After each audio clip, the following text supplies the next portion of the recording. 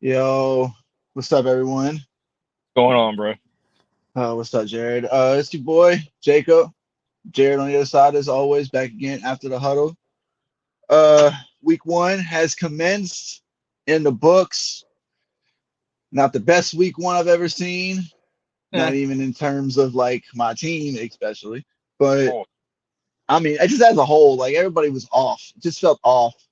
Uh, Teams that were, good, really good last year, didn't look in sync, did not look good. And this to me is what you get when you this is what you get when you don't play a preseason game, when you don't play a snap in preseason. Because I said it, I don't know what was it, last week or the week before. Uh I was like, man, but when you practice, it's one thing. But playing in a game and becoming like having game speed and game stuff all like that, totally different concept, bro. yep. I mean, the Bengals looked bad, the Bills looked bad, the Eagles, even the Eagles, they didn't look all that great. Not like they did last season. Uh, the Chiefs week one did not look up to par. And yes, they were missing two of their top three players, so I get that in the sense. But I mean, there were some top teams. You saw teams that looked good on paper coming into the season, didn't play well, didn't play like they were supposed to play. Excuse me. Uh, and it was a very very weak one. Like you could tell it was a very very weak one. Uh, yeah, Josh. We're gonna get into that. We wanted to start off here. We're gonna go over the games. We're gonna get straight into it. The first thing we wanted to talk about though is we're gonna talk about this Monday night game with Aaron Rodgers and Aaron Rodgers played 75 seconds of a game in week one and is now out for the rest of the year. And it's wild, Bruh, bro. Like we literally talked about this till we were blue in the face, and up until week one, that if Aaron Rodgers gets hurt, it's gonna be because of the fucking offensive line. And what happened? He got hurt because of the fucking offensive line. yeah, and their offensive line is not good, bro. And Um, what's even worse, that he even told the offensive play caller, he's like, I'm not a fan of plays where the offensive linemen have to cut the D ends. And what happened on the play that he got hurt? The offensive lineman had to cut the fucking dude, and he ends up getting hurt. Here's his Achilles. yep, and that's all on the Jets organization. I don't care what Yeah, anybody says. That's all on the Jets organization. Number one, it's a play calling that your quarterback said that he did not like, did not enjoy, and you still called it anyway. Number one. Number two, your offensive line isn't good, and your quarterback is telling you where the problem's coming from when you run certain plays or do certain things. So yep, why are you calling a play call a minute into the game that your quarterback doesn't like to begin with? yep. Not even that. The play right before that, the left tackle, the right tackle tried cutting the right end, and it didn't really work, and it turned into an incomplete pass. He almost got sacked on that play. Yeah, yeah. It was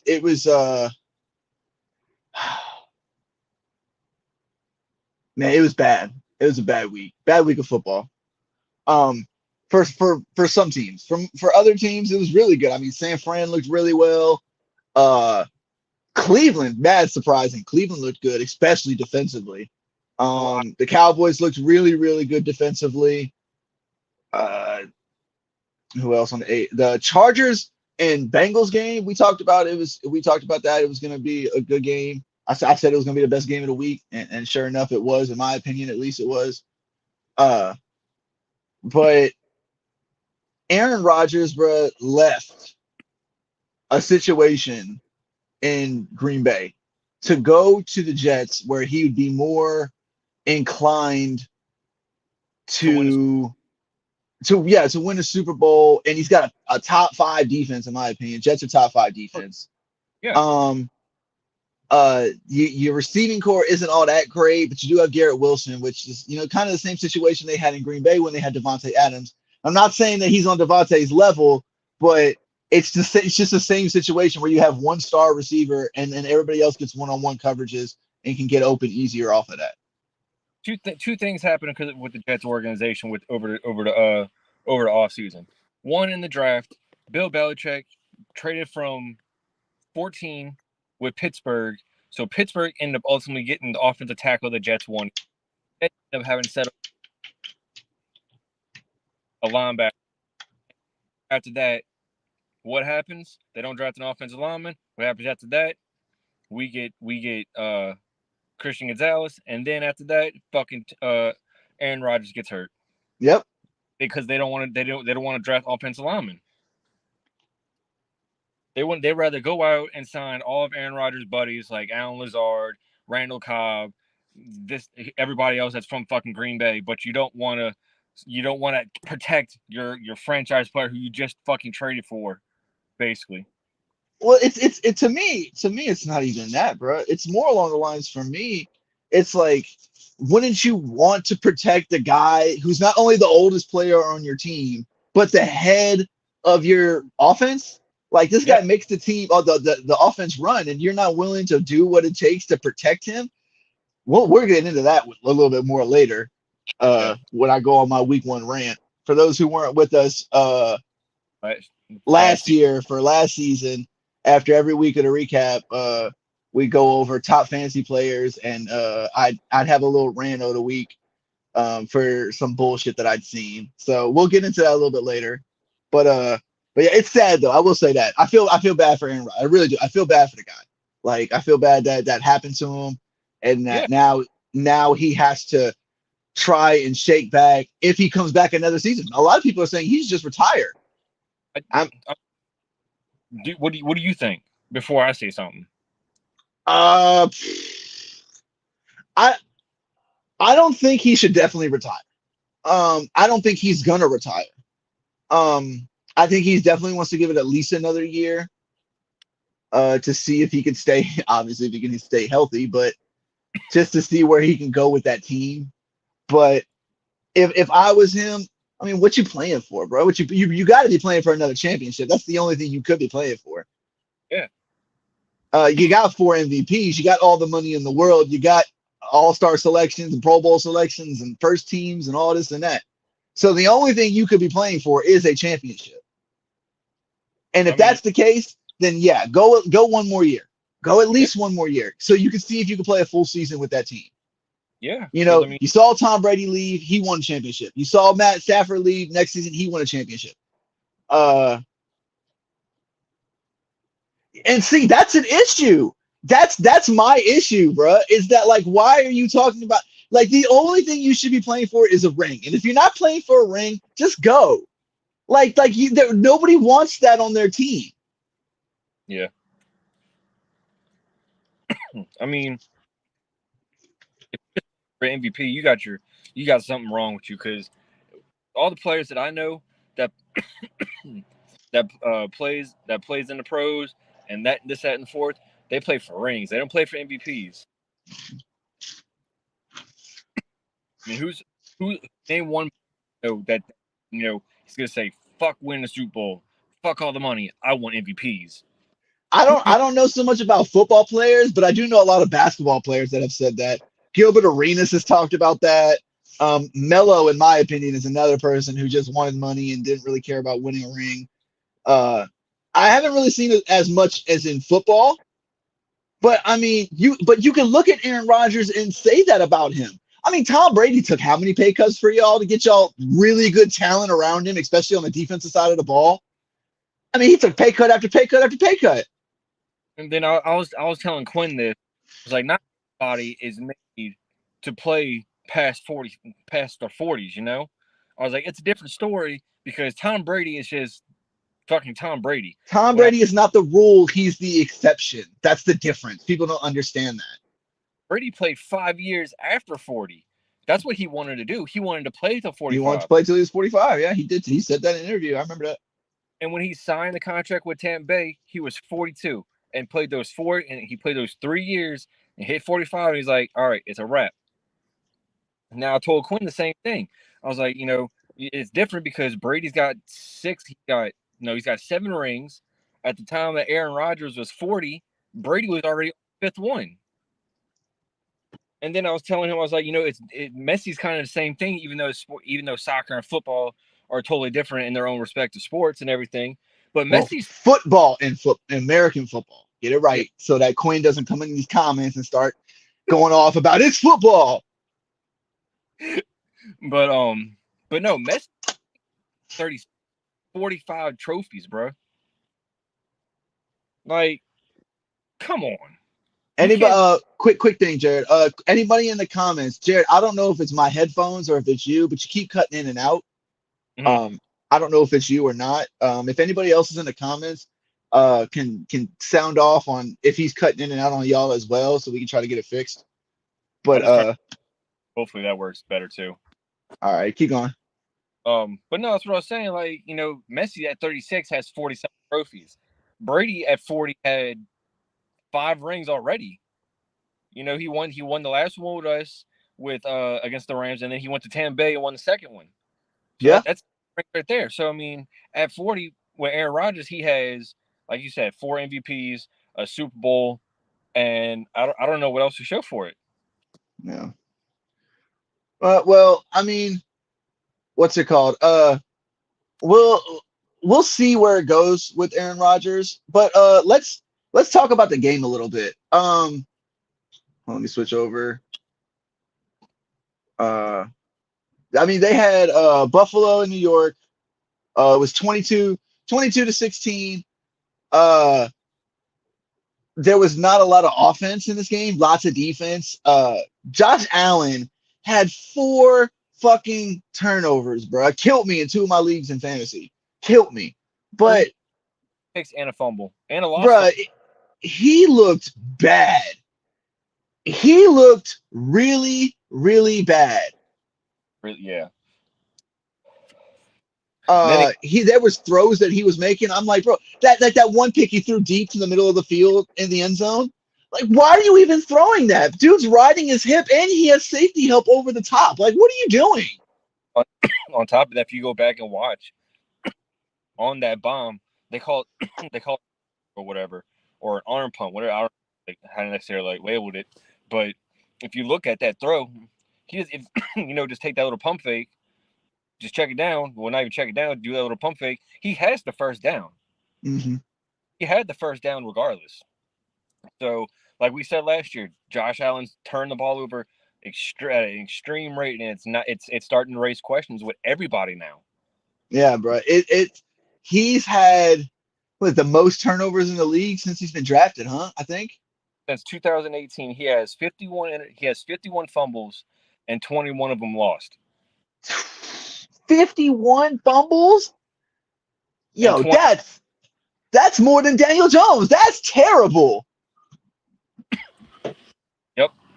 That is bad. That is really, really, it's really bad. It's atrocious. Yeah. Uh, and then on top of that, what is he like 0-9, 0-10 in overtime games now? Yeah. He's lost games in overtime to Mahomes, to Joe Burrow. I mean, mainly Bro, to he those. lost an overtime game to the Texans. I remember him losing an overtime game to fucking. I can't even tell you who the quarterback of the Texans was last year. Davis Mills. That's who it was. Man's lost an overtime game against Davis Mills. Like, was it last season or season before? Something like that. That's inexcusable, bro. The Texans have been one of the worst teams over the past decade. Yep. Like, why? What is your issue? You're Superman, and then it goes into overtime, and you turn into fucking Jay Cutler. Josh Allen, bro. I'm gonna say this right now. This is a hot take. Josh Allen is gonna go down as one of the best regular season quarterbacks, but once Oh, he he's gets he's a new age. He's a new age Aaron Rodgers, huh? once he gets into the postseason, he's gone. Because I mean, we seen it against Miami because they almost lost the game to Miami last year.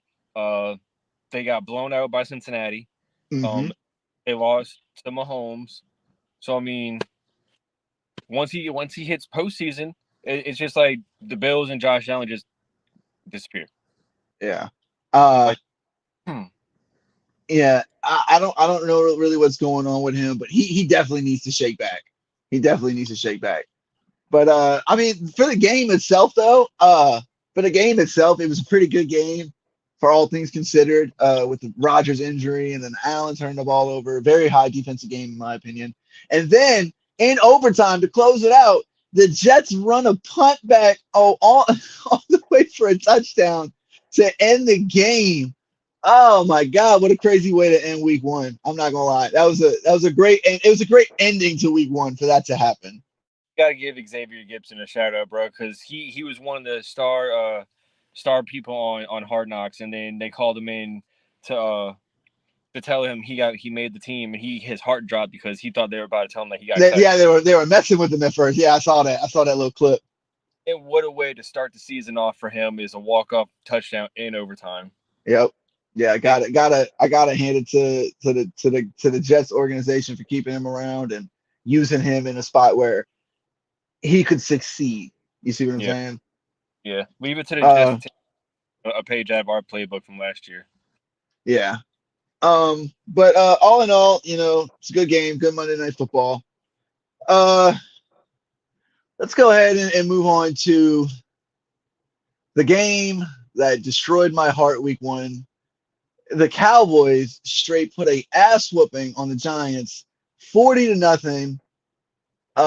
It was probably the worst, not only season opener that I've seen the Giants play, but it was probably the worst game altogether. I'm not gonna lie. You put up 0 points. Your quarterback got sacked 7 times. You turned the ball over 2, 3 times. Uh, you gave up a punt block. I mean, a field goal block for a touchdown. You got an interception return for a touchdown. Uh, you had like barely over 150 passing yards. They had like 170 passing yards, something like that. It was tragic. Probably wasn't even that, or it's like 170 total yards. Saquon. And this is the only thing I noticed. The first drive, the Giants are driving the ball down the field, running it down their throat. Literally, when I say running it down their throat, running it right up the middle, power formation, power running, and they were getting good substantial gains out of it. And then it comes to a 3rd and 2, and Andrew Thomas on the left tackle side gets a false start. And then it goes to 3rd and 7. And then they have the botch snap, sends them back like 15, 20 yards. So now I'm sitting there like, bro, we were in a position to score a touchdown. Now we got to settle for a field goal. Then they blocked the field goal and brought it back for a touchdown. And it was over with. Like they never recovered. That the team was completely demoralized. And it was bad. I don't know what they need to do to shake this Dallas Philly curse that we have had for the past 10 seasons, but something's got to give, bro. Something's got to fucking give. Like this offensive line is terrible. It is dog shit water. It is terrible. It is the worst offensive line I've seen the Giants had in forever. Like the only thing it compares to is when Eli Manning was playing in his last couple seasons, because it was dog water. It was dog water then too. But this offense, even bro, you know how bad it is when Micah Parsons on the other fucking team that just routed them 40-0 comes out and says, bro, they got to protect their guy. Like he knows that the offensive line is dog. That has a lot. Don't get me wrong. You can put blame on Daniel Jones. I'm not saying he played perfect, but you have people on there talking about, oh, he's the reason. This is why we can't win games, and oh, Daniel Jones is a terrible quarterback. Like, bro, Patrick Mahomes in the Super Bowl was running for his life against the Bucs, and even he couldn't do it.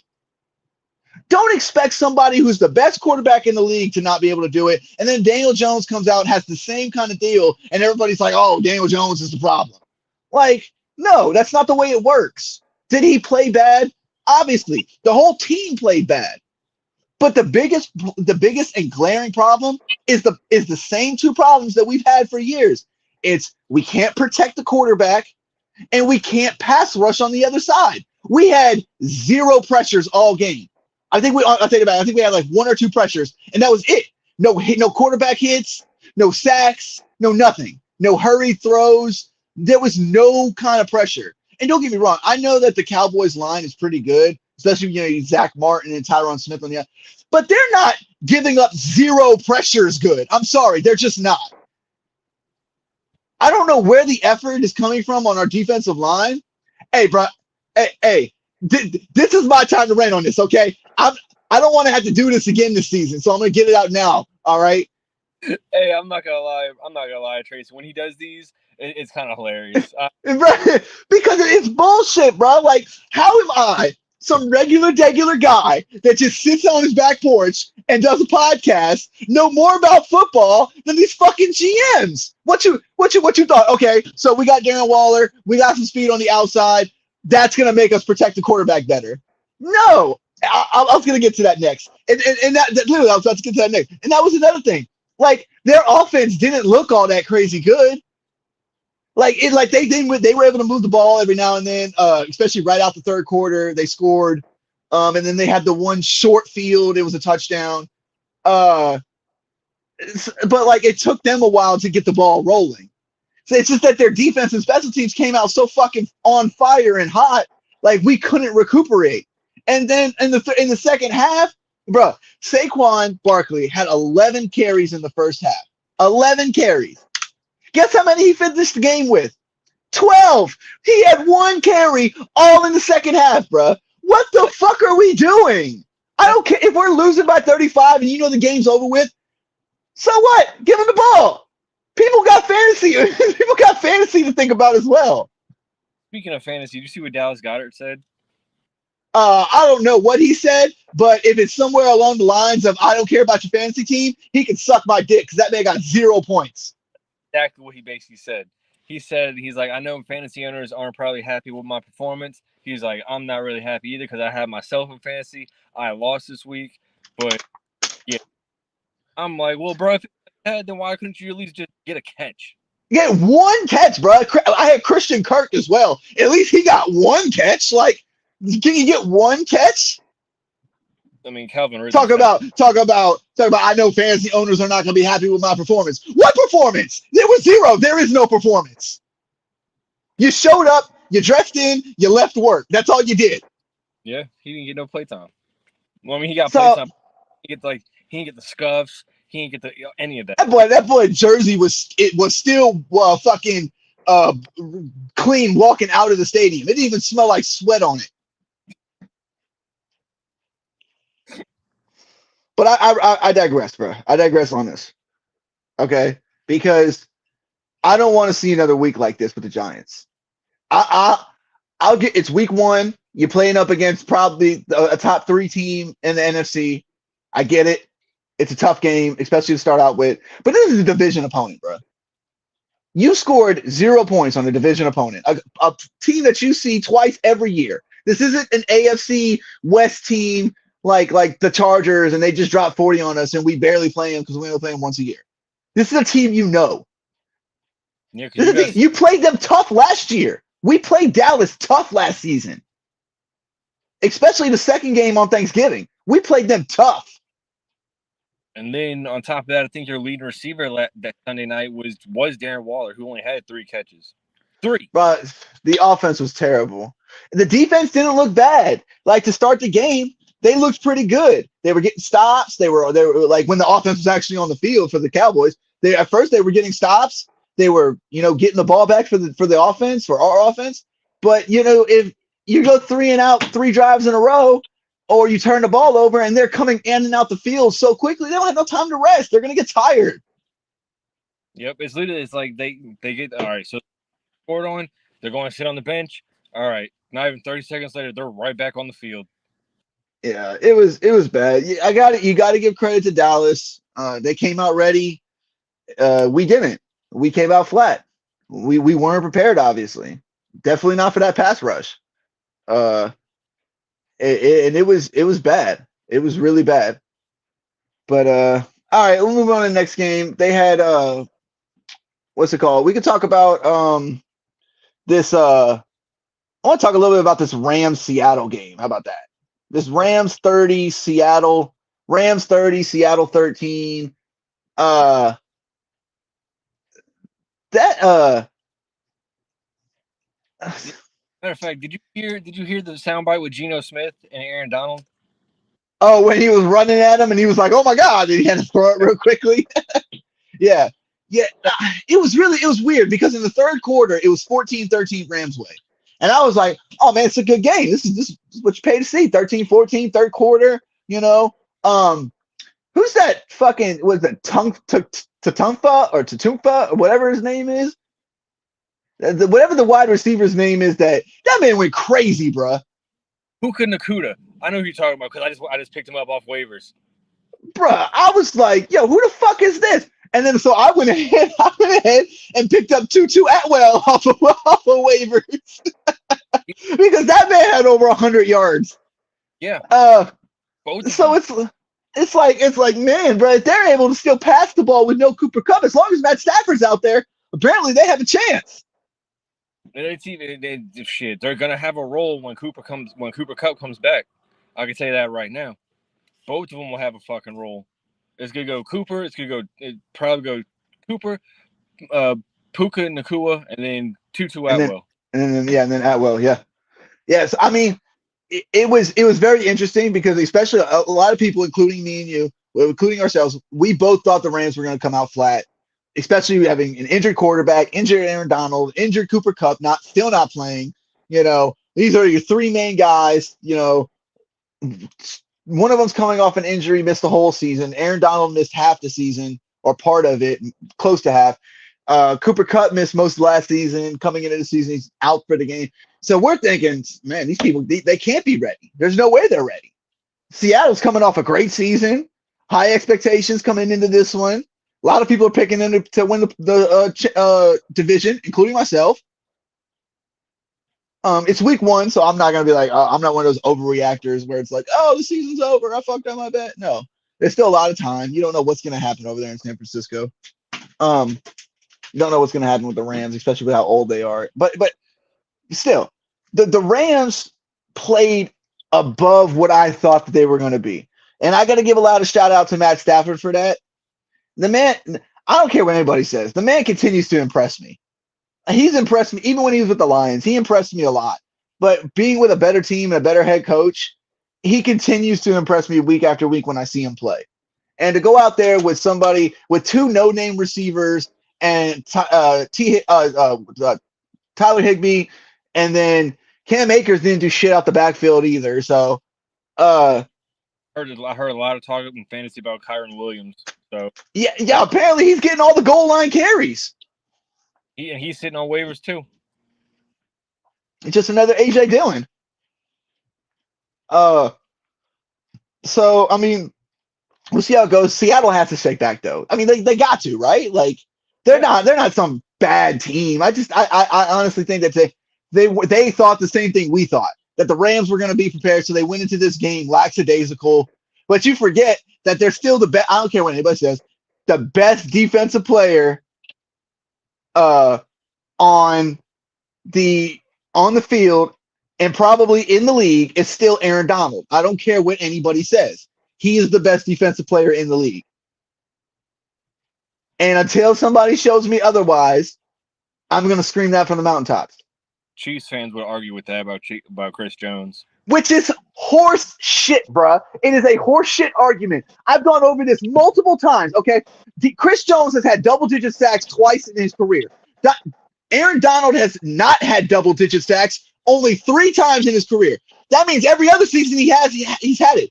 And he missed like 6-7 games last year and still had more tackles than Chris Jones did. So miss me with this Chris Jones is better bullshit. It's not true. I'm sorry. That's a dumb comparison. I hate when people were saying that all off season. That's all they talked about. Oh, Chris Jones is the 4th best player in the league going into the season. Above Aaron Donald? Yo, stop it. I don't care. Stop it. That is Aaron Donald is the best. That's what he's the ceiling. The only thing I can think of is because of the age. That's the only thing I can think of. but there's still it doesn't matter at the age if you're still producing. No, He was he was hurt last year, so obviously his production's going to be down because he missed games. yeah. But if this man plays 16, 17 games in a season, bro, I guarantee you there's not going to be a defensive tackle out there with more sacks than him, or more tackles for losses. Or pressures or QB hits. Like this dude is the best defensive tackle I've ever seen in my life. Like I can't speak on before I was watching football. I mean, I know my history, but I'm talking about what I've seen. He's the best defensive tackle I've ever seen in my life. So until somebody tops that, I'm gonna keep saying he's the best defensive player in the league. I mean, stats prove it. Numbers don't lie. I mean, the man won back-to-back defensive player of the years. Single-handedly won him the Super Bowl. I mean, what are we even discussing here, people? But all right, well, let's move along. Let's move along a little bit. We can talk about your game a little bit. Philadelphia goes into Foxborough, beats the Patriots 25-20. I want to get your take on this a little bit. I got to go grab a lighter real fast as well. I'll still be able to hear you, but I'm gonna be off camera for a second. Let I want to know what was the problem initially? Like, I know there was, you had the turnover in the beginning, the pick six. It was raining a little bit in the beginning, especially in the beginning of the game. Y'all did end up shaking back, made a game out of it, came real close to getting a first down. I mean, like that, the man just had that much foot room, like to get his left foot back down. Like y'all would have had a first down and had a chance to win it. But I want to hear your take. What happened with the Patriots last week? So we got off to a horrible start. Before I even got to even listen to the game, we were down 16-0, which I thought we were just gonna get blown out at that point. Started off sloppy. First, we threw a pick, ball bounced off Kendrick Bourne's hands into Darius Slay, took it back for 75 yards. And then Zeke had a fumble, which ended up costing us on that drive too. But then we started getting going. Mac Jones found life, throwing touchdowns to Hunter Henry. He threw 2 to Kendrick Bourne. So Mac, he threw 54 passes, only completed I think about 30-something, 35 I think.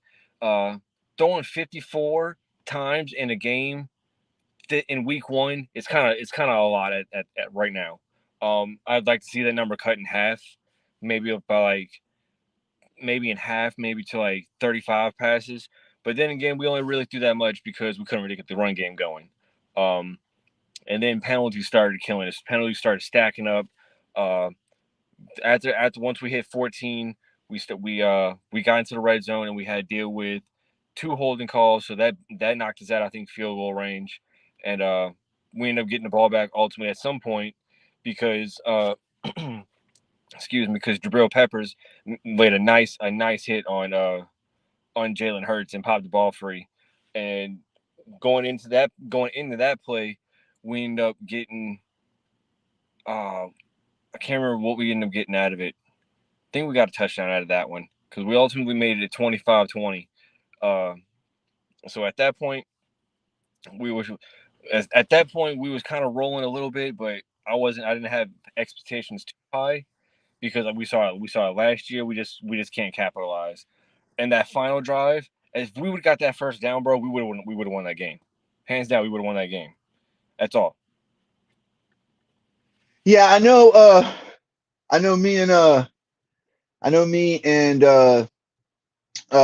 fellow NFC East lover in here, Josh. He's a Cowboys fan. So I know he was wanting y'all to shake it. And I turned the game on. I was watching. I'm like, yo. Yeah, I couldn't believe they got the ball back because I originally turned it off after what it was like 2 minutes left, and they originally missed on 4th down. I was like, oh, this game's over with. Turned it off.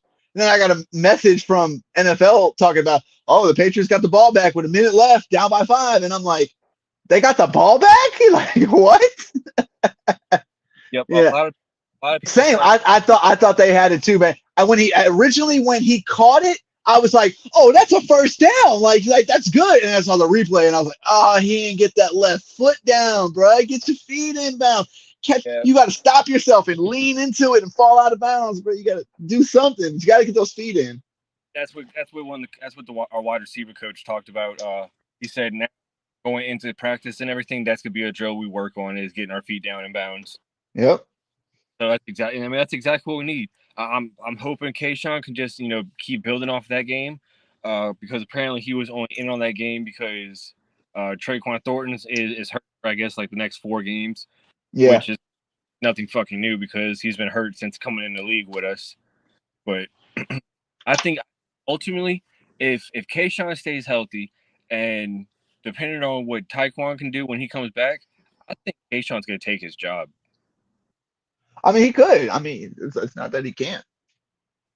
If we could really get Kayshawn out of what he did in LSU and everything before he started having the issues, oh bruh, we might have something with him.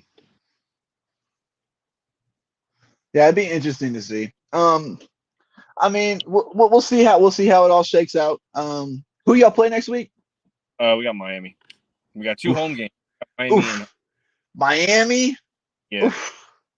After the way they looked last week. Oh, speaking of which, that's a good transition. Um, Miami goes into LA and faces the Chargers.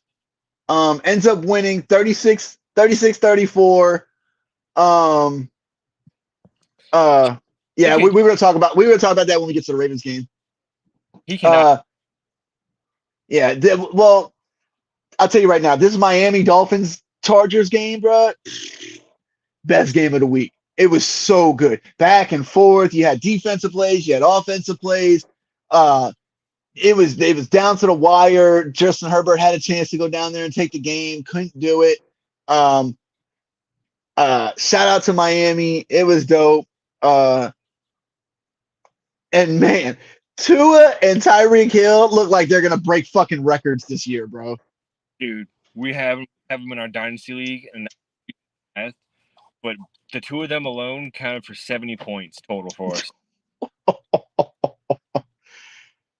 I told you, bro. I remember you were talking about with Tua. I was like, yeah, but as long as he can stay healthy, I'm telling you, the man's he's gonna get us points, especially with Tyreek Hill and Jalen Waddle on the outside. It's like having a double flex league. I mean, a super flex league where you can have double quarterback, putting him in with a wide receiver that we have and doubling up on that. Like it's so much better. Oh yeah, especially since we have the stack with him and Tyreek. Mm-hmm. So that's even. But um, I mean, I'll tell you what, man. It seems like all these close games can't ever go in the Chargers' favor. Yeah. Like I see them lose a lot of close games. Look at last year in the playoffs against Jacksonville. They what was it 24-0 at like going into halftime or some shit like that. But they were smacking them. They were smacking Jacksonville last year. And then Jacksonville just came back and beat them. Trevor threw 4 picks. And then before we turned around, I can't remember what I was doing or where if we were even together at that point. But next thing you know, Jacksonville's got the ball and they're leading. I'm like, bruh, they're gonna win this game. No, I was at my sister's house for something. I can't remember exactly what it was. I was at my sister's house for something, and they had the game on. And I was watching it. Excuse me. But yeah, I don't know what's going on with the Chargers, man. Hopefully they shake back. Let me ask you this: depending on how this season goes, do you think Brandon Staley gets the boot? Tell you right now, if they could stay healthy and they don't do something, he does. But I tell you right now, if he makes the playoffs and they win a playoff game with a healthy team, he'll stay. Yeah, He'll stay. they're talking. He was talking a lot about JC. JC needs to shake back. He was getting fucked over. He was, bro. And JC Jackson's an all-pro corner. So yeah, he needs to shake back big time. Yeah, he had that, and then apparently he had a questionable play where He picked Damn, excuse me. off in the end We's zone, good, people. Sorry. and then he picked the ball off in the end zone, and then instead of kneeling it, he returned it to the 4 yard line, which ultimately cost San Diego, the Chargers points.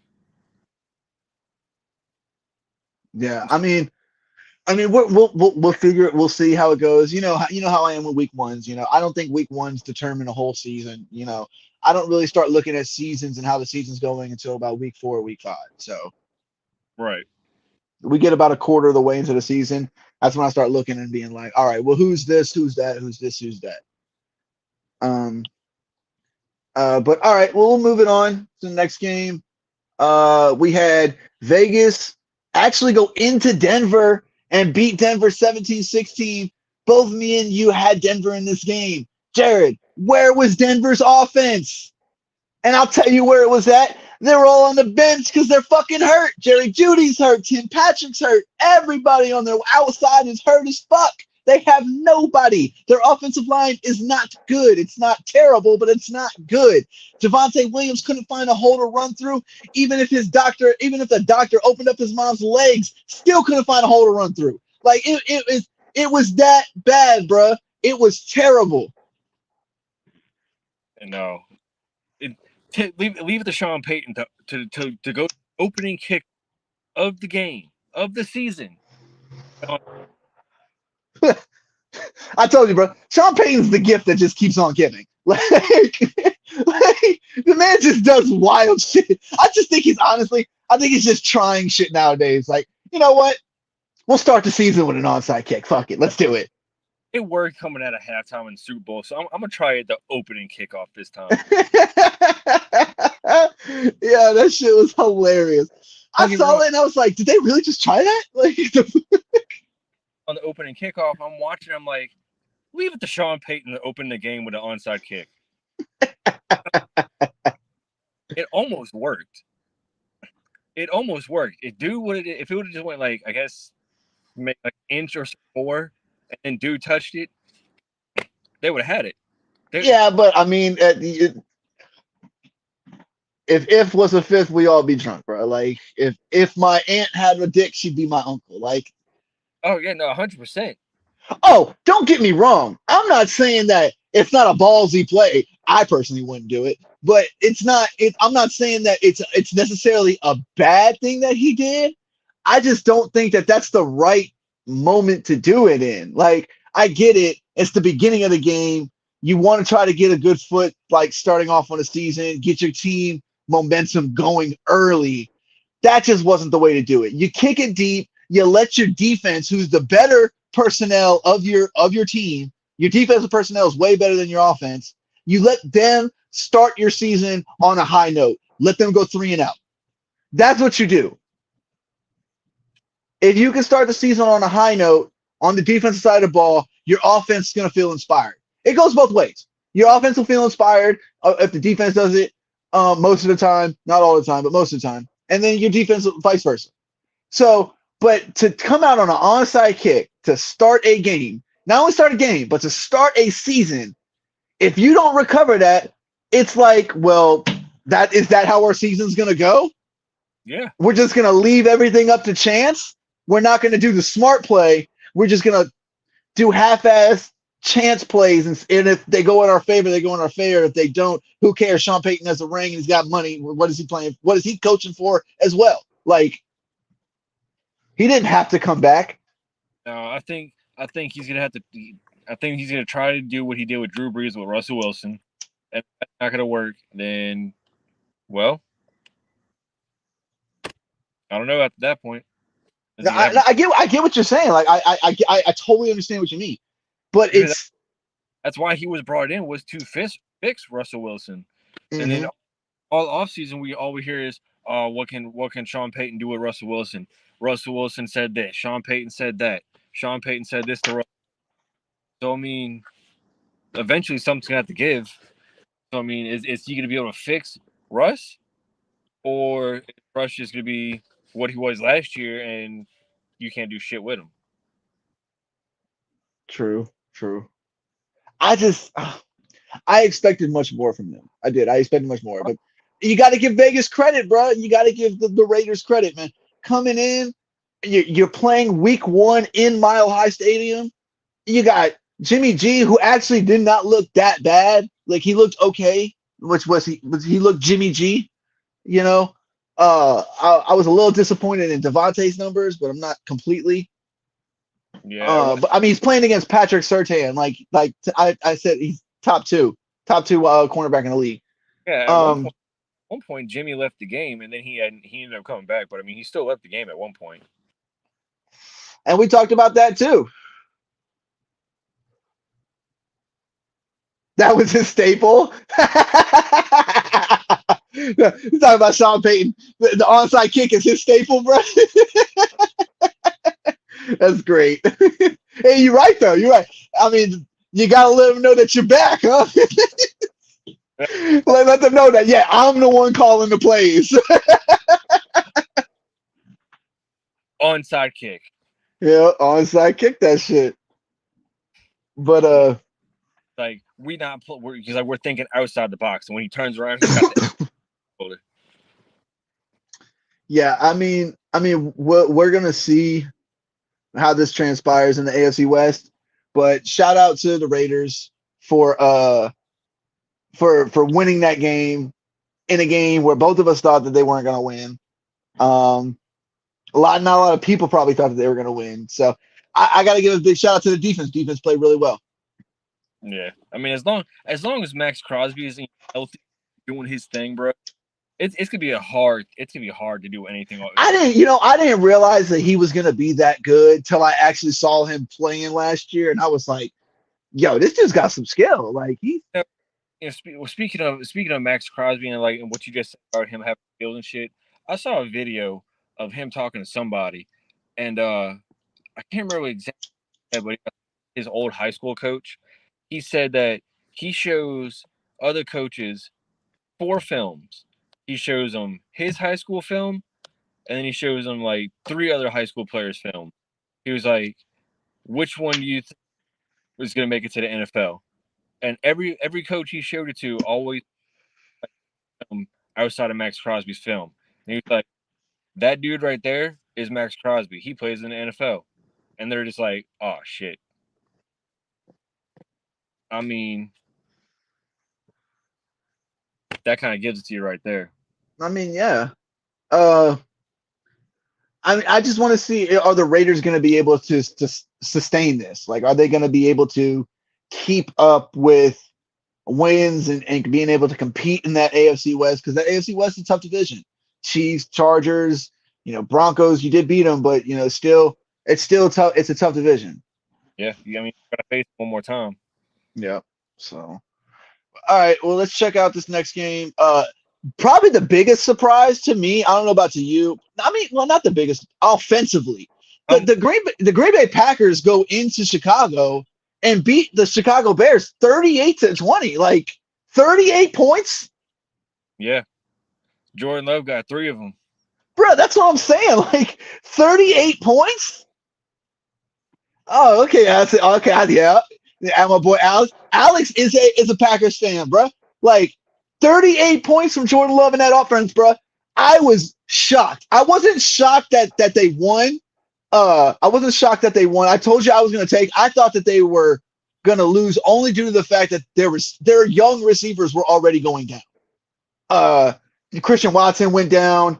Romeo Dobbs was on and off. Didn't know if he was gonna play at first. Dobbs did end up playing. Watson, not so sure. Not Watson didn't play. Watson didn't play.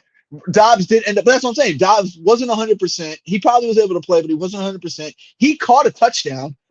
Christian Watson didn't play, so they're down. And I told Alex, bro, when I talked to him last time, I told him that Jaden Reed.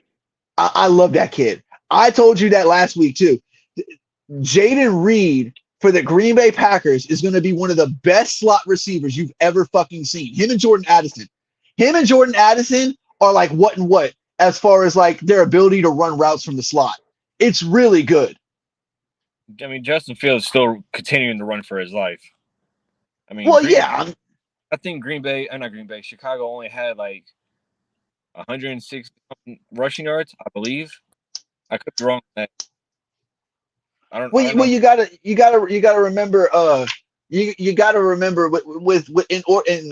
in terms of Chicago. Chicago still was literally the worst team last year. They were picking number one before they traded to Carolina. Yeah. So you know what I'm saying? So it's not like I thought Chicago was gonna have some great season where they win like 8 or 9 games and become like a decent team. I still only had them winning 4 or 5 games this year. Yeah. You know what I mean? Like they didn't improve to me. Justin Fields needs to improve because the offense around him got better, especially on the outside. You have DJ Moore now, Chase Claypool, you got Khalil Herbert in the backfield. You got skill players. And then Claypool may not play Sunday or whenever they. Yeah, you want to know fucking why? And I don't know if they were talking about some injury for him, but a lot of people on Twitter were posting up videos and complaints about him because they were showing plays where he just looked like he wasn't showing any effort whatsoever. Like he didn't want to be there. He didn't want to play. He didn't want to block. He didn't want to run routes crisply. Like he was just like dejected. Like, you know what? I'm getting paid. Who cares? Like, fuck it. And like Kenny Galladay syndromes. Like Kenny Galladay 2.0 over there. I mean, outside of him, outside of DJ Moore, who do they really have? Because we saw Claypool in Pittsburgh. I mean, he wasn't really all that in Pittsburgh. He wasn't all that, but he looked decent. Like I thought he would be a decent. He's not even productive for them, bruh. And then, And where the fuck is Darnell Mooney at? Like what are all their receivers doing? Like DJ Moore's out there with his fucking stick trying to hit a fastball. Like what do you expect him to do? this is my boy Justin I used to work with. He's the Jets fan. Oh, he's a Jets fan? Yeah. Oh man. Well, we didn't really talk shit, but I mean, y'all got to win, and it was an impressive ending, So we talked about the Aaron Rodgers situation. When the video gets done, if y'all want to go back and check out anything we talked about in the beginning, all you gotta do is pull up the video and then scroll through wherever you want to check. But yeah, man, the Bears, I still weren't high on them. I'm still not high on them. I still have them coming last in this division. Not. I don't think they're gonna be anywhere close to being ready yet.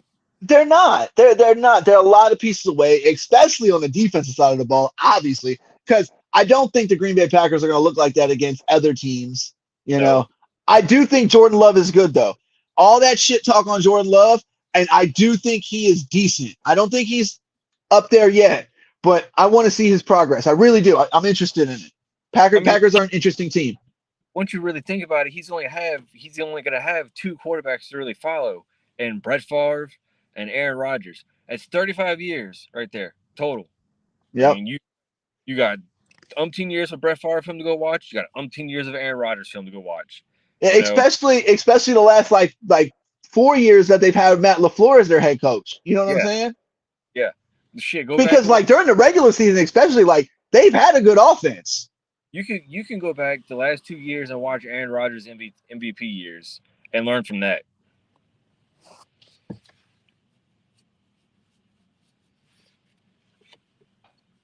Nah, you really can.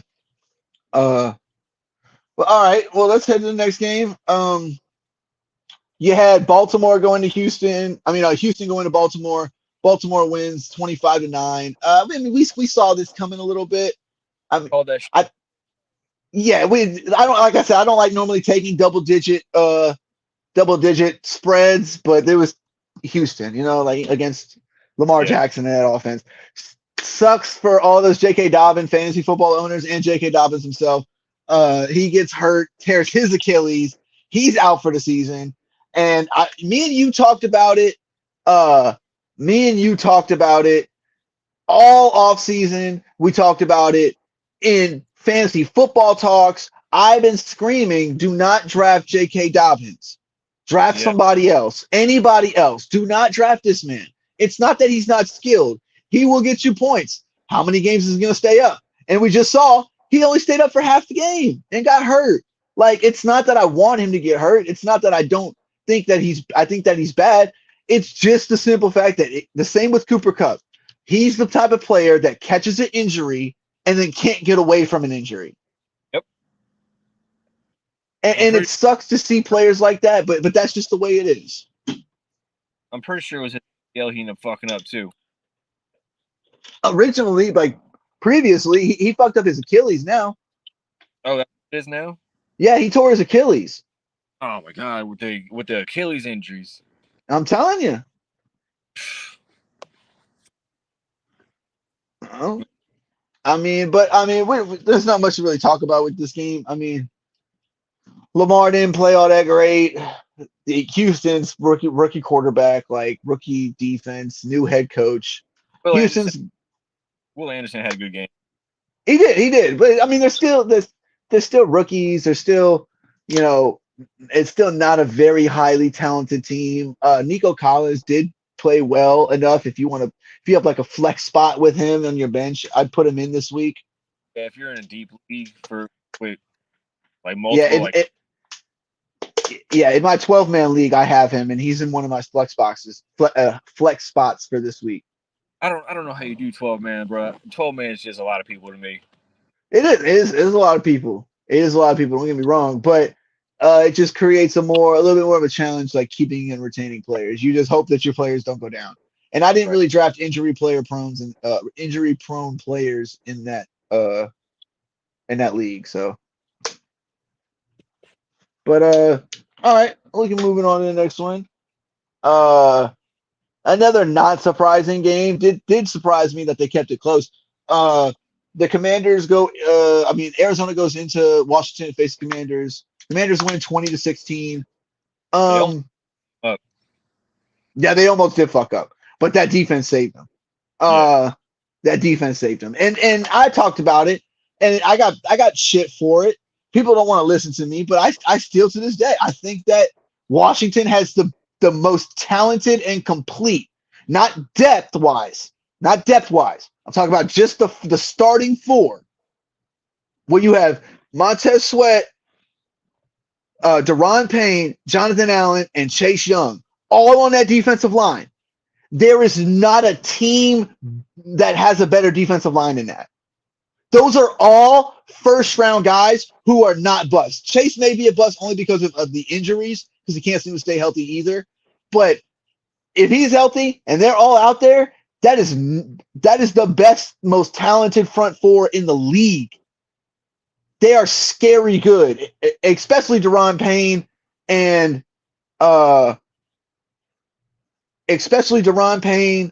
Jonathan Allen. The defense, that combination on the inside, deadly, fucking deadly. And I'll tell you what, and this is what pisses me off about the Giants, bro, is because you see the Eagles. They had 70 sacks last year. You see the talent on the Washington's front four. You see the pass rushers that the Cowboys have. Why are you not investing in offensive line? Yeah. That's like this is the problem that I have with GMs. This is the problem. You see what's going on around you. Okay, well, we got to deal with Michael Parsons, top 3, top 5 pass rusher, whatever you want to call him, in the league right now. You got to go up against Deron Payne and Jonathan Allen, best D tackle combination. You got to go up against Philadelphia and their rotation of pass rushers as well. On top of Let's that, go get a wide receiver. Like what? Let's go get a tight end. No, that's not the way it works. You're not wrong. And don't get me wrong, I'm not mad that we got Darren Waller. I like the Darren Waller pickup. I like the Paris Campbell pickup. But if we can't block, it doesn't mean shit.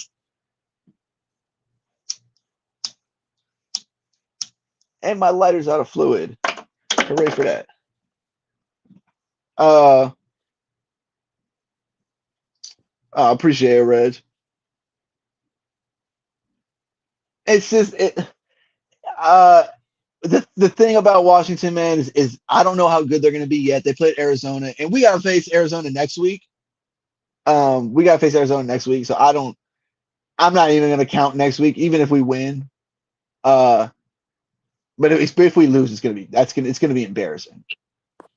If we lose to Arizona, it's going to be embarrassing. Oh, y'all play Arizona next week? Yeah, bro, y'all better not lose that game. Yeah, if we lose to Arizona, it's gonna be downright embarrassing because I told y'all that Sam Howell was gonna look good behind that offensive line against them, and he did. He didn't look crazy good, especially in the second half, but in the first half he played pretty well. Um, and if our offensive line looks as bad as it does with the Cardinals as it did against the Cowboys, it's going to be a long season for Daniel Jones. It's going to be a long season. Yeah, it better not, bro. Because like I can't tell you what pass rusher Arizona has.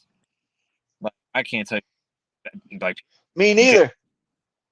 Justin Simmons is gone. I mean, Buda Baker is there, but he's a safety. He's not running body. Yeah. So, but all right, moving on. Uh, probably the game I didn't expect to end like it did. Outside the Giants game, you had San Francisco go into Pittsburgh and beat them 30-7. Told What you, the bro. fuck is Pittsburgh doing? We talked about it in the offseason. Like, hey, man, these guys got something brewing over there. Like, they're putting together an offense. They're putting together a team. They got a good defense. You still got Tomlin there. Like, you're putting together a recipe for success. And then you look like you did 7 points better than the Giants did, in my opinion. Like you didn't do as like the only reason like the Giants in it, you have a better offensive line than the Giants do, and you still couldn't move the ball. So I'm looking at it like, what happened with Pittsburgh? Was it just that San Francisco is really that good on defense, or are they really that good as a team, or did Pittsburgh just like everybody else, in my opinion, kind of fall flat in week one? I think Pittsburgh might have just fell flat a little bit, maybe. But I mean, then again, look at San Francisco defense, bro. I mean, look at the front seven. I mean, the corners They got aren't. guys, bro. They got guys up in that front seven. San You got Francisco's defense is deadly. you got Bosa, and then you got Armstead. You got Yeah, same. I think it's a little bit of both too, Reg. Like, but I do think that defense carries more than that offense does. Even though they scored 30, I mean, you have Christian McCaffrey who has a 65-yard touchdown run. You know what I mean? It's not like Brock. But I mean, Brock Purdy looked good, but look what he's got around him. He's got everything around him. A good line, a good head coach, offensive-minded head coach, probably the best running back in the league. Best like outside of maybe Austin Eckler if you want. Uh, uh, fucking you got George Kittle at tight end. You got Debo Samuel and Brandon Ayuk, two really speedy route runner receivers. I mean, like, I think excuse me. more like physical run you over. Ayuk, I think will route you up. Yeah, Debo's like he's got a real solid base. Like he's like real sturdy. You know, Kittle, I think top. he's a. I mean, obviously number one is Kelsey. Number two is Mark Andrews. Uh, So who would you put at 3? Would you put Kittle at 3? the only reason I'm like iffy about Kittle on three is only because like he's not always healthy. Like Right. he does go out and he'll miss games. Like he missed games last year, but then he came back and in the end of the season he went crazy. What about Dallas Goddard? Would you put him at 3? No, I wouldn't put Dallas Goddard ahead of him. Um, Kittle is a very good blocker. and that's the reason why I don't have a problem if you put him at three. I just don't know if I would. I mean, thinking about it, I probably would, but I don't know off the top of my head. I'd have to Well, sit down and think about it. all right. So Kelsey would be 1, Yeah, Mark Andrews would be two. 2. Uh, can't really put Darren Waller in there because he's always He's been hurt. He's been hurt. possibly tinker with Dallas Goddard at 3. Maybe. Let's see who else. You still got T.J. Hawkinson from Minnesota. That's who I was thinking. But I wouldn't put him at 3. Maybe 5, maybe top 5. Yes. Yeah, I mean, I would put Kittle at three probably. Only really based on the simple fact that he does have a good vertical game. Um, but he's a great blocker. He really is. He's one of the best blocking tight ends that is in the league probably. And that's not even including the guys that's including the guys that can't go vertical and catch like that. Yeah. TJ Hawkinson. That's what we're saying. Like I could see him going 3 because, in my opinion, he's better at running routes than George Kittle is. Yeah, and we But didn't. George Kittle is a better blocker than him. Yeah, we didn't get to see much of TJ in the Detroit offense, but I think now with Minnesota, I think it's gonna be a different story. How they're gonna use him more. Yeah, how they use him. Yeah, I mean, you saw it last year. They used him a lot, especially. I remember in the playoff game against the Giants. They used him a lot. Yeah, granted, the fact he was on the wrong end of that on that final catch. Hey, It is what it. throw it 7 yards deeper. Maybe you might get it. Yeah. But all right. Well, we can move it on. Talk about the home game here a little bit. Dude, Tennessee goes into New Orleans. Tennessee goes into New Orleans, wins 16-15. Nah, I wouldn't put Kyle Pitts right there, man. Kyle Pitts. I don't know why people are so high on this man. Like he hasn't done anything in the league to show me that he's even a top 5 tight end. yeah, I don't even think he's top. He would be a top 10. Like he's really athletic. I don't disagree with you on that. But I Yeah. mean, what has he done to really show you that he's a top 5 tight end in the league? Yeah. Like he's done nothing. Nothing. He hasn't had a good season. He hasn't had a lot of yards or catches or touchdowns. Like he hasn't done shit for you to be like, hey, he's a top 5 guy. No. I think his talent is probably most likely capped by that offense Atlanta runs with Desmond Ridder right now. And I don't disagree with. I'm not saying that I don't have a disagreement with that, but right now I can only see what you've done. Like I can't speak on ifs and shouldas and all this and that. The Right. Falcons drafted you and you haven't done shit. But excuse me. But anyway, like I was saying, Tennessee goes into New Orleans. New Orleans pulls out a victory, 16-15. Now, Uh, I don't know about you, but this game was really disappointing to me. excuse me. I feel like it was disappointing only because I thought that Tennessee's offense would be maybe a little bit better, but their Saints defense is good. We talked about that. Yeah. Saints defense is good. So I'm not surprised, but they held them to 5 field goals, bro. Them dudes still didn't score a touchdown. Don't let that 15 points fool you. They did not score a touchdown. It was all field goals. And on top of that, the Saints Saints had that one touchdown. Even if that didn't happen, they probably would have went to overtime, bro. Yeah. Yeah. I mean, shout out to Rashid Shaheed, bro. Real talk. But Saints defense did look good, which I figured they would. I'm not surprised that they won, even if it was in a close squeak of a game. I said Saints money line. I didn't really like the 3. I said you should probably go money line here. And that was right. I want to see more offense from these guys. Right. Like we went to camp, we saw flying everywhere. We seen Rashid go deep. We saw Jimmy Graham get involved. We saw Michael Thomas get involved more. Michael Thomas was killing people out there, killing them, and it didn't. And he didn't look like anything like that. I mean, he had a few catches, but he didn't look anything like that. Right. But I'm not surprised with the score that much. I mean, they held Tennessee to 5 field goals. That defense is good. We talked about it. They're a real bend don't break against that team. But Tennessee is not the most high powered offense. So, what are you going to do? And what are you going to do against even Tampa Bay? Because Tampa Bay looked good. We're about to talk about that game next. I hope Tracy's in this chat still. I want to hear. I don't know if he is or not. You might have to text him. Oh, yeah. I don't know if he's in it or not. Tracy, if you're in, no, because your game's next. Yeah, but I'm not surprised with this. The Saints just they need to pick up the offense. Their defense is straight. They have no issue with defense in my opinion, but I would definitely try more of a like medium to short passing game because I don't know what it was, but their offense could not get going. I mean, their running game could not get going. Their running game looked pretty bad. We're still in the Saints game. I mean, honestly, dude, I think that offensive line for New Orleans is going to end up, capping Derek Carr's potential over there at that offense too. Yeah, Because that offensive line did not look good, all that great. pretty sure I don't know what dude's first name is, but Panay. Panay I think Sewell, Panay Sewell is awesome, bro.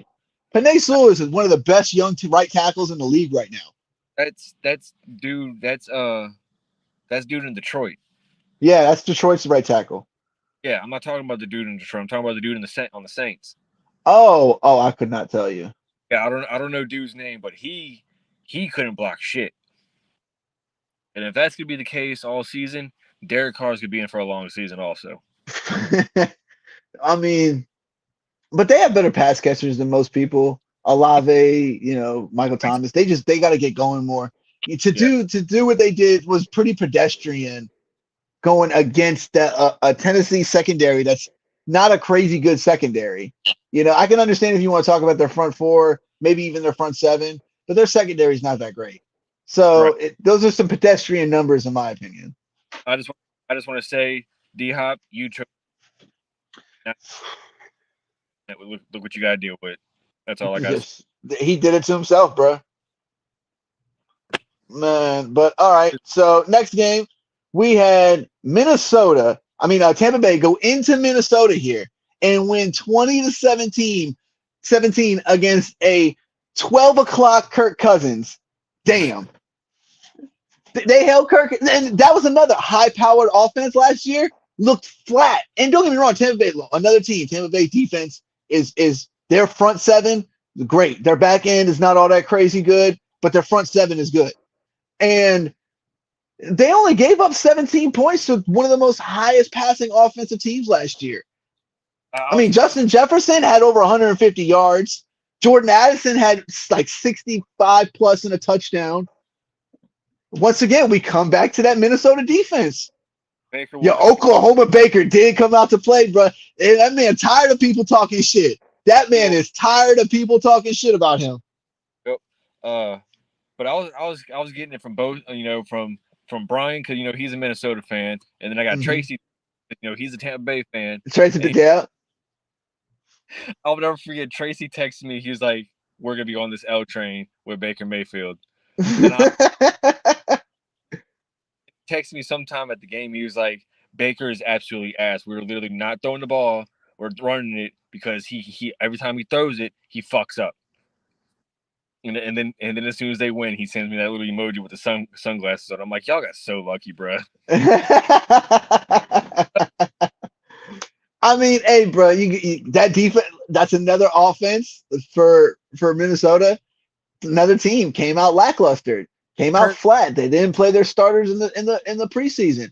People say Kirk preseason don't matter. This is exactly why preseason matters, people. Yep, Kirk had 2 fumbles under center. And then he threw a pick on the goal line. But did you see that? See, look, look say at him, look at him, look at him, look at him.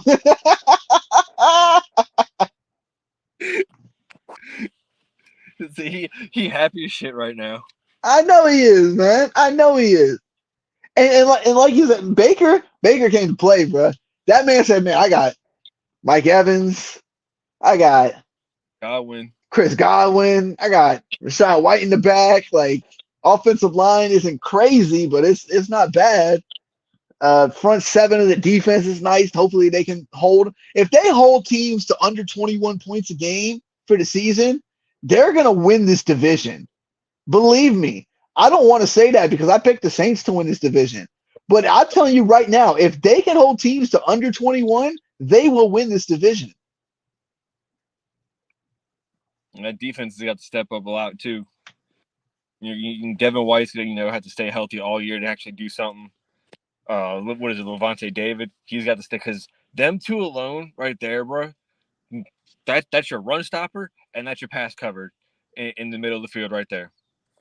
Yeah, On because top, like in my opinion, Tampa Bay has the capability to score about 24 to 27 points a game yeah, with the offense. That's like a ceiling. If they yeah, can play to that ceiling and their defense holds teams under that 21, 24 threshold, probably more 21, obviously. But if they could do that, they're gonna dominate this division. yeah. That I don't know if he plays guard or if he plays center, but that dude Ryan Jensen, that dude's a good lineman, bro. That's a mean Yeah, lineman. yeah. I don't really know much about. I just know like based off the grades and stats that I read off the offseason. Right, right. But yeah, shout out Baker, man. Shout out Baker. That man said, "Stop talking shit about me. I was the number one pick for a reason." I Yeah, he just couldn't do it elsewhere. yeah. Maybe do pull a Tom Brady, bro. Go to the Bucks, go win a Super Bowl, I guess. All right. Few more games here. We had probably the most interesting game in my opinion. This was the reason why I say interesting is because I wasn't expecting the Colts to play the way they did. The Jags end up winning 31-21. Yeah. But I'm telling you, I can say if there's any Jags fans that their butts were clenched in that third and fourth quarter. DeForest Buckner gets a stop, and I think it was a fumble recovery for a touchdown or an interception or a fumble recovery, something like that. And the Colts end up going up 21-17.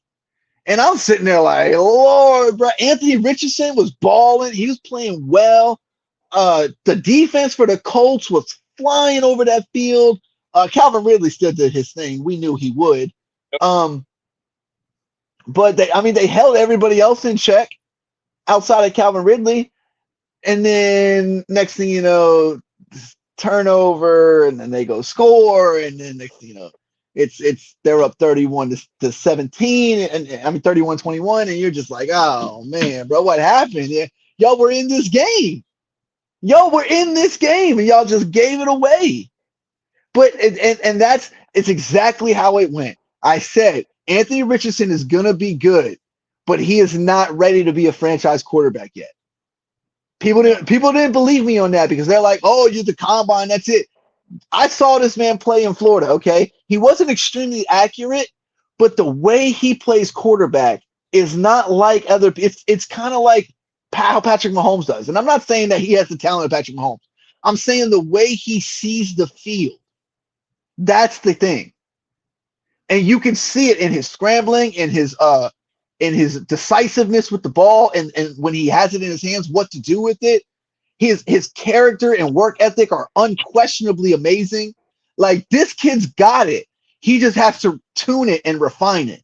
He's still real young and he's inexperienced, but I'm letting y'all know this kid's gonna be good if he can stay healthy. He's gonna be good. I think the game would have probably been a little bit better. Well, not better, but the score would probably been a little bit higher if Calvin really don't drop that pass at pick. You know what I'm talking about? And you're probably right. You're probably right. But the thing that Colts defense was still looking really good. Yeah, yeah. They was flying around. They was hitting. And then they just kind of like lost steam in the Anthony Richardson is going to be nice at some point once he learns the game better at the NFL level. He's going to be a problem. Yeah, he really is, bro. A lot of people don't see it, and because he's so inexperienced that they think it's going to overwhelm him. But like I said, his work ethic and character is unquestioned. Like he looked really poised out there.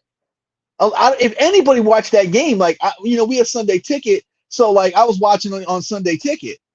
So I'm flipping through the channels and everything. I'm flipping through the games, and I'm watching this kid, and he's got poise in the pocket. He's smart with the ball. Yeah, is he going to make dumb throws? He's a rookie. Of course, he's going to make dumb throws. Every rookie makes dumb throws. Yeah. Trying to fit it in a pocket that he thought he could have or he had in college that you're not going to get in the NFL because of the athleticism and the skill level's a lot higher. That was the problem with Amani Banks that we had drafted from Maryland. we were going up, and when we go up against Dallas, he got like three or four illegal contact penalties called on him because he's still trying to press after 5 yards. Right. Can't You Kyle know, story.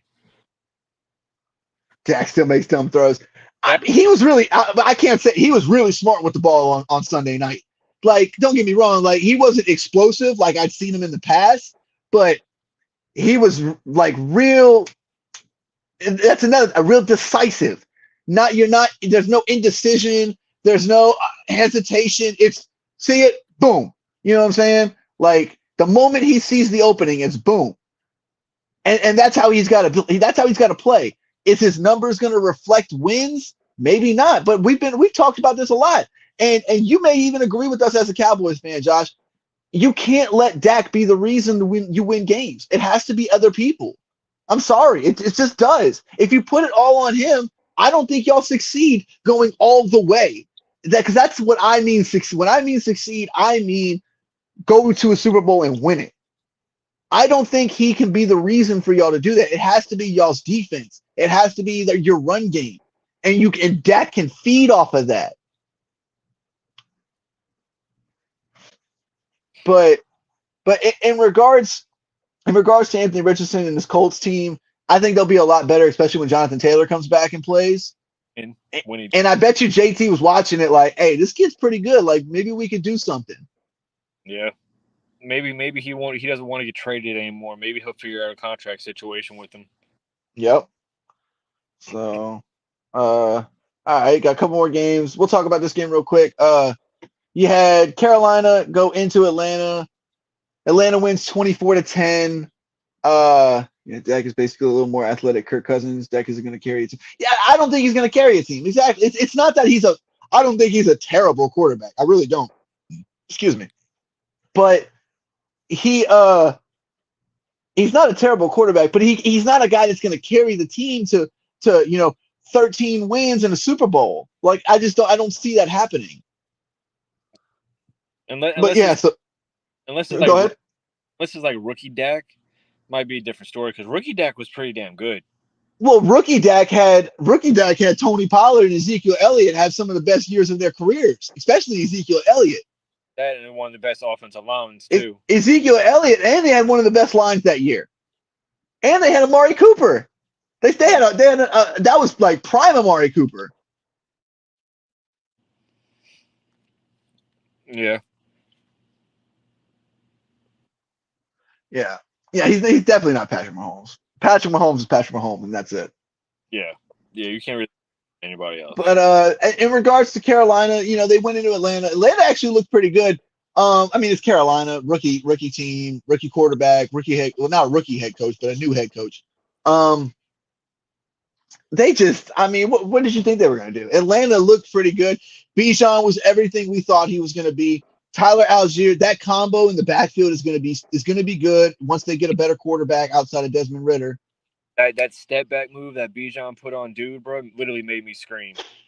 Bruh, I'm telling you, that man is silly good. That move, I was like, oh my God. Yeah. So anybody that drafted him is probably, especially in dynasty leagues, is probably really happy. But I don't anticipate them still winning this division. I still don't think they're that great. The defense looked good. They had Jesse Bates there now, and woohoo! Man, did he looked good with that defense, bro. But rookie quarterback, there's not really great pass catchers, so yeah. And Kyle Pitts, like we talked about, you got Drake London. Really your only two pass catchers right there. You got Cordell Patterson, but they use him more of like a hybrid between wide receiver and running back. Yeah.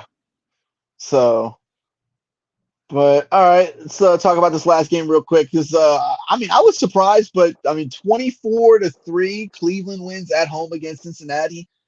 I know Cleveland plays them tough, bro, but that was bad. Like 3 points, like right now, that's the best. They were the number 2 in scoring defense, number 1 in defense and total yards all around. Like Like, once again, is that a team that just came out flat, or I, are the Browns defense really that for real?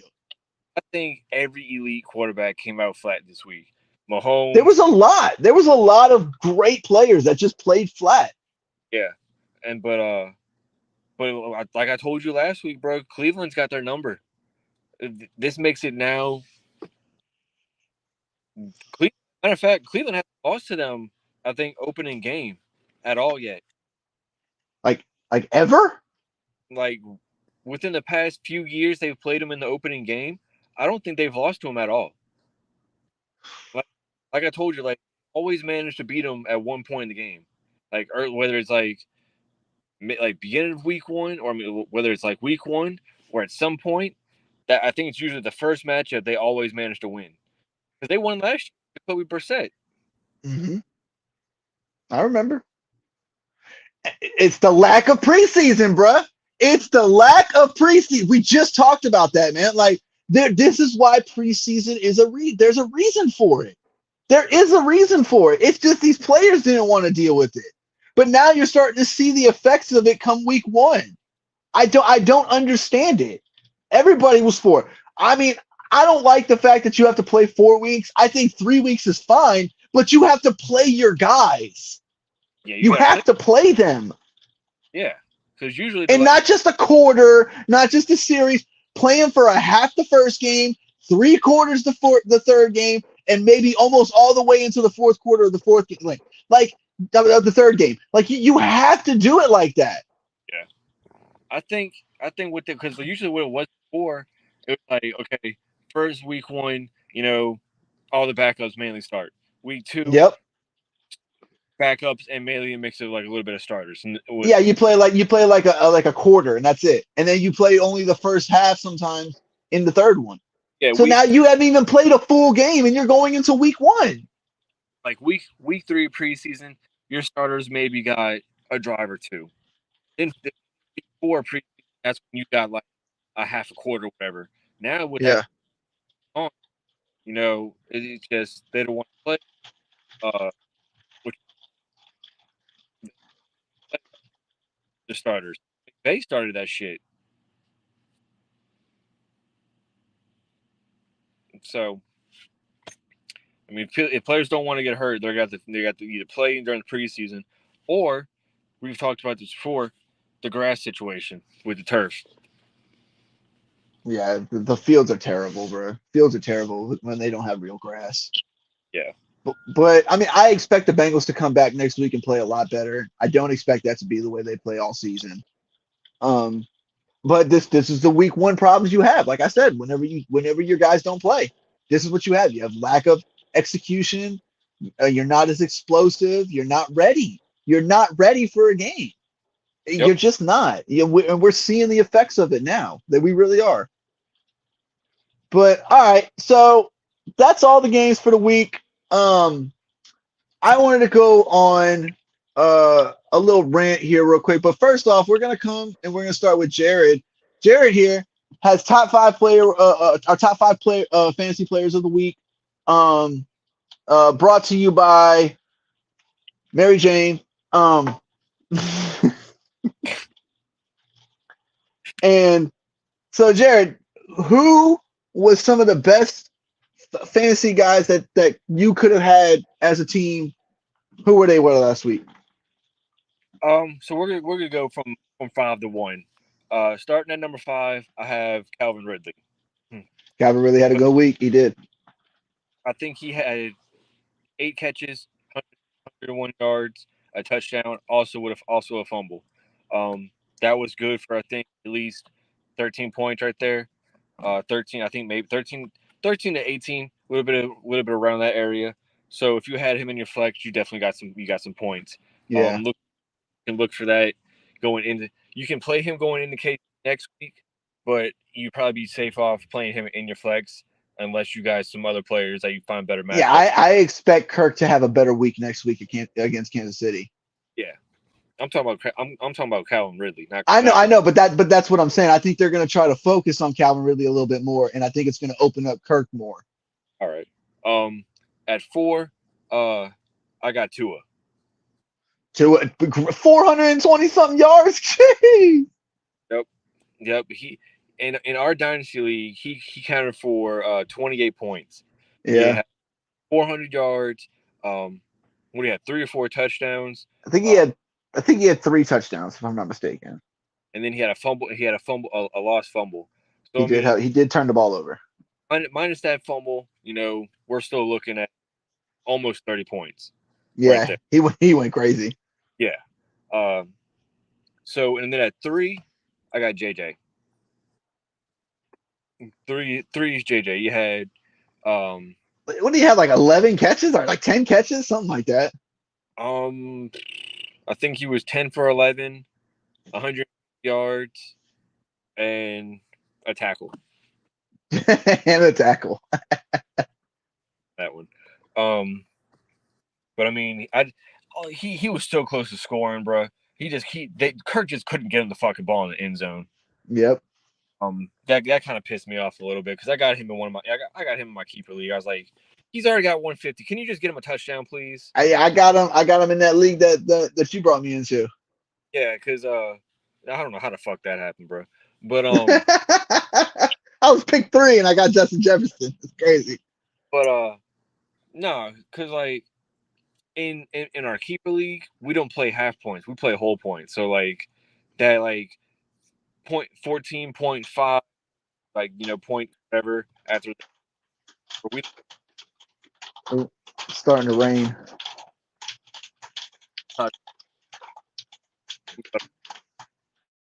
yeah. So then after JJ, I got Dallas. Dallas' defense. That's number 2. You had what, 7 sacks, like you said. I don't know how many forced fumbles. I don't know how many picks. But they put a beat down on me. Dallas's defense. They put up 39 points against me. And yeah. And then number 1, we have him, Tyreek. Tyreek, bro. 215, I think, on 11 for 14, 11 for 14 for 215 and 2 touchdowns, bruh. That's he was good for 44. Yeah, that man went fucking crazy, bro. That man went off. We were talking about this earlier. The combo between Tua and Tyreek, that alone counted for 70 points, bruh. That alone put us in the highest scoring uh team week 1 in our dynasty league. Hey, like I said, bro. Hey, we may be fucked for a long run, but I think we can win with the team that we got. We can win for the next 2-3 seasons right now. And if we do that, then I'm not worried as much because we fucking won it 2 times. We at least win it once. Like, I'll be happy, but I wanna win 2 out of the next 3 at least. Right. So if we can do that, I'll be happy. Yeah, because I But mean, we got a young mix. We got Trevor as our quarterback. So I mean, we still got a good 4 years out of him probably. Um, if we Tua can stay healthy, we got a long time with him too. Yeah, Tyreek's talking about retiring in like 3 or 4 years. So we'll be straight with that. So I think we're good to win at least 2, hopefully. Yeah, which is what I'm hoping for. These next 2 seasons, especially with because we got Travis Kelsey as well. So if he can stay healthy and not get hurt, Yeah, he comes back next week. So I think we'll be good. yeah. He's 35, so we might be pushing at least 3 years with him. Well, that's what I'm saying. Like I'm thinking the next 2, this one and next one. I think, especially if the Chiefs don't win it this year, I think he'll come back and try to win one more with them. And if they don't, or if they do, he's gone. Right. Either way. But all right, bro. So I wanted to talk. We talked a little bit about this, bro. We talked a little bit about this already. But I just want to kind of give my official take on it. They need to bring preseason back. Okay. They need to start playing these guys in preseason. I understand you're worried about injuries. I understand you don't want people playing in meaningless games. But this is the result of what happens when you do that. You get flat offenses who can't execute, and they don't play to their highest level, and you make it look like a USFL team. The Bengals looked like a USFL team with that offense. Joe Burrow looked pedestrian. And I understand with his case because he was hurt, but there's no excuse for the rest of them. Okay. Kirk Cousins and Minnesota, they averaged like 30 points a game last year, 28, 30 points a game, close to something like that. Nothing last year, nothing on Sunday. 17 points. The Giants couldn't even score a touchdown. And we're not a high powered offense, but we couldn't even score a touchdown. Like what is that?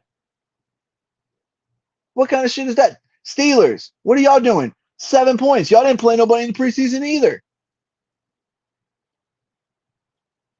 The Eagles scored some points, but they also got a pick six. You take away that 7, that's 18 points. And what's his name? Jake Elliott had a lot of field goals. I think the Eagles only have one touchdown. So yeah, the Eagles only touchdown. Yeah, they only had one touchdown. So I mean, this is the result that you get when you don't play these players in preseason, and we have to bring it back. Oh, we have to bring it back. We have to start playing these guys. If you don't want to play 4 weeks of it, that's cool. If that's fine, I understand that. But stop telling me that you're not playing these guys because you're scared. I understand, but this is the result. It's terrible football.